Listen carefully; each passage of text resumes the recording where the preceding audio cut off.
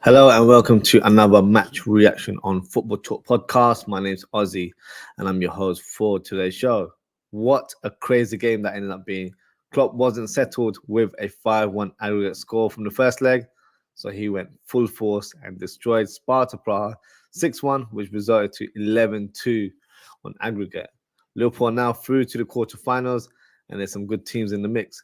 We'll touch on that later on in the show, so let's go through some of the key moments of the game, and I'll then present my player ratings. It's also a calling show, so if you'd like to jump on, the link is pinned in the description. So in the first half, what a mental opening 20 minutes where Liverpool scored 4 goals.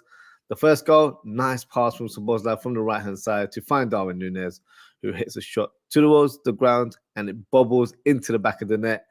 And literally a minute later, the goal happens so quickly that the cameraman wasn't even paying attention. I missed the goal live. Salah lays the ball off for Bobby Clark, who slides in to add his name onto the score sheet. And it's in fact his first goal for Liverpool. So a special moment for the player and his family. Then a couple of minutes later, Salah hits the back of the net with a nicely placed shot into the corner. Sparta Praha are all over the place and it didn't end there. Gakpo then gets on the score sheet as well as Salah squares it to Gakpo, who finishes fantastically, stepping ahead of the defender and finishing the ball with a first-time shot. But for me, disappointing that Liverpool conceded a goal just before half-time. Bomencevic goes through on goal, tussling with Endo, but unfortunately he gets the best out of him. And in the end, hits a shot towards the target and the ball ends up rolling rather than smashed into the back of the net. Great start from the Reds, who absolutely destroyed Sparta Praha in the opening 20 minutes. They probably wish they never turned up, to be honest. In terms of the second half, Klopp made a couple of substitutions. Tsimikas is brought on for Joe Gomez, and Harvey Elliott comes on for Darwin Núñez. Like the first half, it didn't take long to score another goal as Szoboszlai drives into the box from the right-hand side, smashes the ball towards the goal, and hits the back of the net after a slight deflection. Salah with another assist yet again. And then in the 55th minute, I thought Harvey Elliott joined the party and got himself on the score sheet, but that wasn't the case. His low shot was flicked by Gakpo before it hit the net, which means Gakpo has scored a brace and is looking for his hat-trick.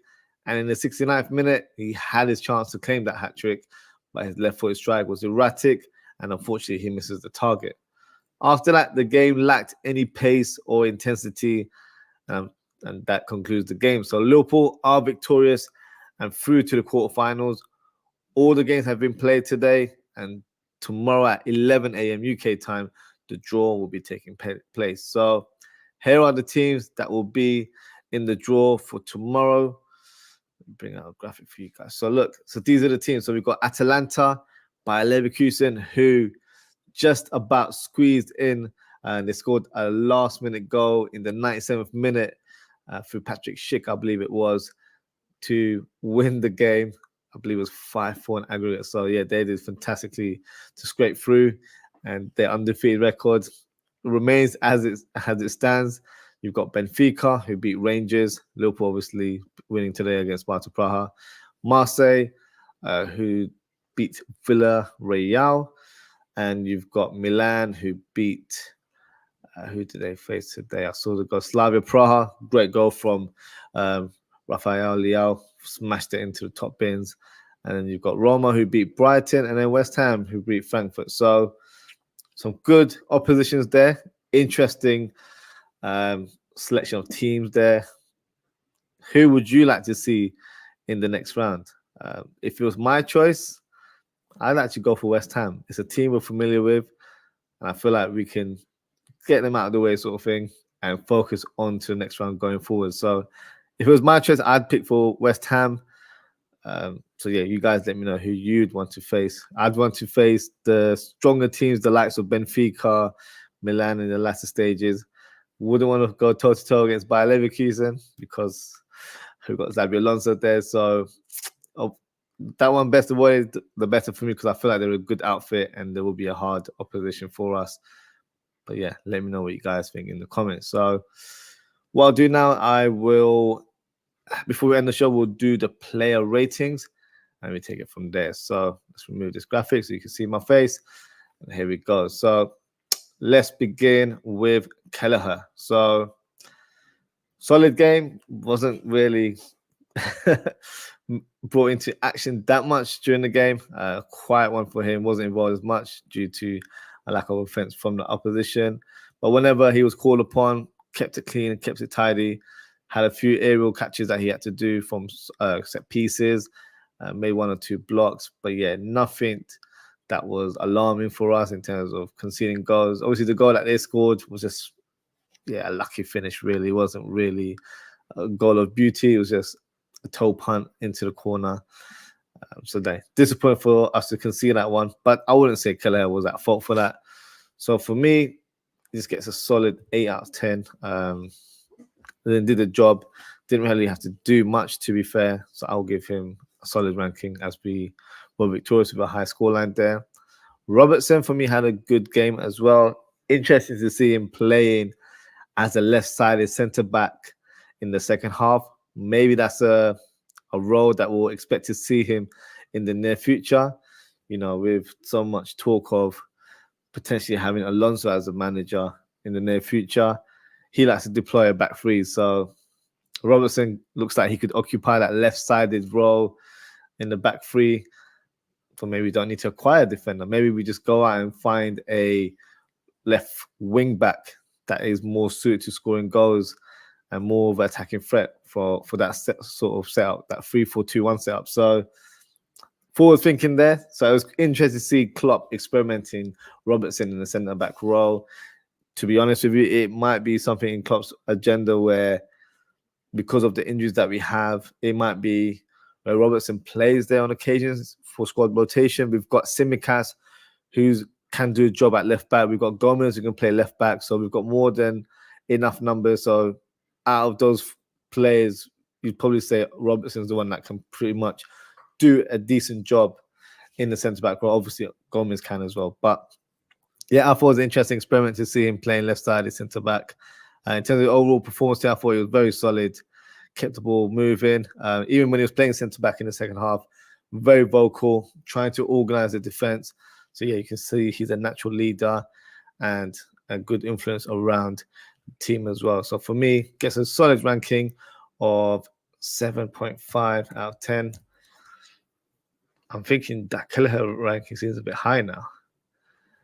I'm going to give Kelleher 7 just because he was inactive. So I don't know if that's a bit harsh, but yeah, he didn't have to make a lot. So I think 8 is a bit too high considering what I've got for other players. So yeah, so I had to backtrack there a little bit. Next player, Kwanzaa, for me was very, very solid today. The only disappointing thing, not from his point of view, but from what we saw, was his last moment of the game where he made a double tackle, fantastic aggression, and a fantastic interception from the defender.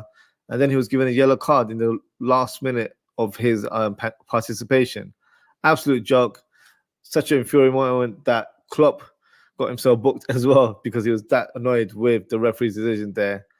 Clean tackle, got the ball, didn't even get any of the player whatsoever. So for me, disappointing from the referee, and incompetency runs, I guess, in in European football, unfortunately, when it comes to VAR or officials on the pitch.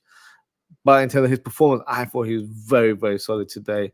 So for me, he gets an 8.5 out of 10. Joe Gomez, for me, another solid performance from him. Only played the one half. I'm hoping that was more to rest him for the next fixture rather than him picking up an injury. Haven't heard anything, so hopefully that is not the case. And yeah, for me, had a decent performance. I can't rate him too high because he only played one half, so I'm going to give him 7.5. And Conor Bradley, for me, was another decent performance from him yet again. Very involved in our attack. He was playing inverted quite a lot during the game, but in terms of his passing range, showed a good variation. I was attacking that right flank quite a lot, whipping it across his left, right, and center. So an overall solid performance from Bradley yet again. So I'm going to give him an 8 out of 10. Endo, for me, obviously only played one half, so I can't really give him too much higher of a ranking, but yeah, he had a decent game. Unfortunately, I will have to say he was at fault for the goal. I feel like he could have done better in the challenge where he was tussling with Bomencevic. And yeah, maybe he should have just done better there. That's just my opinion. A little bit harsh, I know, but I think we were on such a high at the stage. I couldn't even see Sparta Prague getting anything from the game, and they managed to get a consolation. So for me, slightly disappointing. So for his performance today, I'm going to give him a 7.5. And then we've got Bobby Clark. For me, was fantastic. Showed great energy in the game. Really, really good touch and movement. Did some couple great turns as well, getting away from players. Got himself on the score sheet. First goal for Liverpool, which is a fantastic and special moment for the player. And he also got an assist for Salah. So for me, good performance from him.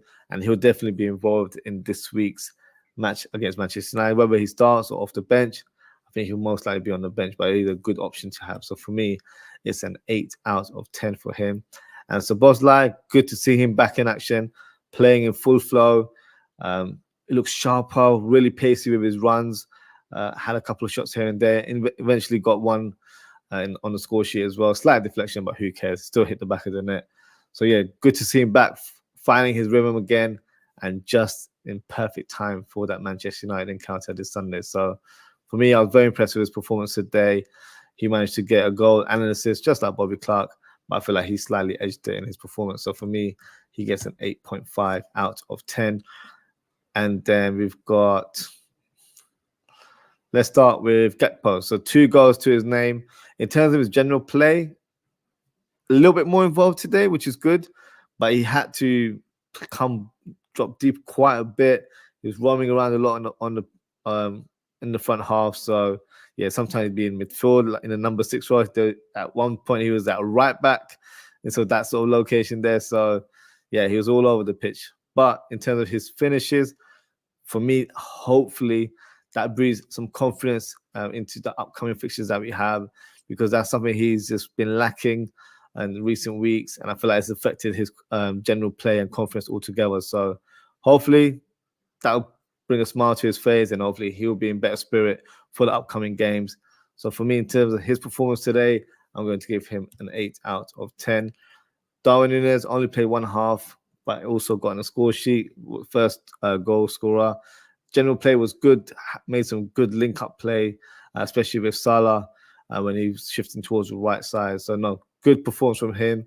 Glad he only played one half. I think he needs to be wrapped up in cotton wool for that big encounter against Manchester United on Sunday. So for me, he gets a 7.5 out of 10.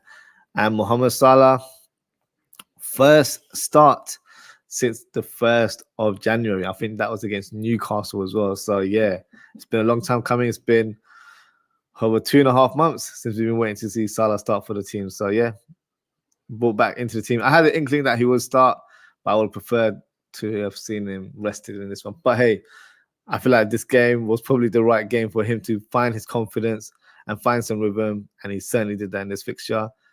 Got a goal for himself, but also provided 3 assists to his name. So yeah, fantastic performance. First half, he was amazing. I feel like second half, he kind of fizzled out a little bit. Was involved here and there, but not as much. Maybe he was reserving the tank for this Sunday. So give him the benefit of the doubt. So for me, doesn't get the perfect score. He gets a 9.5 out of 10. So I can see, as you can see my ratings, you can already see who's got the highest ranking, and that goes without saying. Mohamed Salah, for me, is the man of the match there. So that's my rating there. Let me know what you guys think. Yeah, just gonna go through some of the comments right now. So we've got Daz, who says West Ham or anyone easy. So I'd go with West Ham, to be fair. No disrespect to him to say that they're the easiest fixture, but the other teams that were available, let me just bring up the graphics so I can refresh my mind. So Atalanta are a difficult outfit. I feel like they're defensively really good, so they won't be easy to break. And then you've got Bayer Leverkusen, who look undefeated under Alonso, playing a system that could cause us havoc, especially as they have a box midfield. So not a team that I'd want to face at this stage. Benfica, another tricky team as well. Marseille probably not playing sort of to the highest level right now, but nevertheless, a tricky opposition. Milan, solid team, got some good attackers in their team, really solid team. Roma, they're capable of doing anything, to be fair. So, look, good bunch of teams there. Whoever we get, I still have confidence that we can defeat any team on the list right there. But if I had to choose an opposition that will help us progress in the tournament, I'm going to go for the easier one, and for me, that is West Ham. So yeah, I agree with you on that one with Daz. And then Daz has provided his ranking for some of the players, so he's giving Keller 8.5. I dropped it to 7 because I didn't feel like he was involved in much, but yeah, fair play. Robertson a 7, Kwanzaa an 8, Joey G numbers gave it a 7, 8 for Bradley, Endo 7.5, Bobby Clark 8, Dominic Szoboszlai 9, Cody 7.5, Nunes 7.5, and Mohamed Salah 10 out of 10, which is fair play. Maybe I've been a bit harsh on Mo Salah there, but I just thought he wasn't involved as much in the second half, so that's why I'm giving him a 9.5 out of 10. So before we wrap up, I will let me get that graphic out so you can see who I am. Let me do the remaining subs. So it was Tsimikas that came on for Joe Gomez. Tsimikas. There we go. I'll put the players in their correct position very shortly. And then Elliot for Darwin Nunes. And then we have McConnell for Endo. Yeah, it was for Endo. So McConnell for Endo. And then VVD for VVQ. For Bananas Kwanzaa. Van Dijk. And then we've got Musialowski. I very much doubt he's in the game. Who did he come on for? Bobby Clark, wasn't it? So I don't think he'll be in the game. Be very surprised. Oh, in the game, on the website. Sorry. So we'll see. Yeah, he's not there. I'm not gonna tell him as Musiala. I'll just leave it as Bobby Clark. To be fair, he had a very small cameo, so I can briefly touch on his performance. Clark. There we go. So let's just. What did I give Clark? I gave Clark an 8, so leave it at that. Let's start with firstly putting the players in their correct position. So yeah, no for I see Robertson and Van Dijk as a centre-back pairing, but here we are today. That is exactly what we saw on the pitch.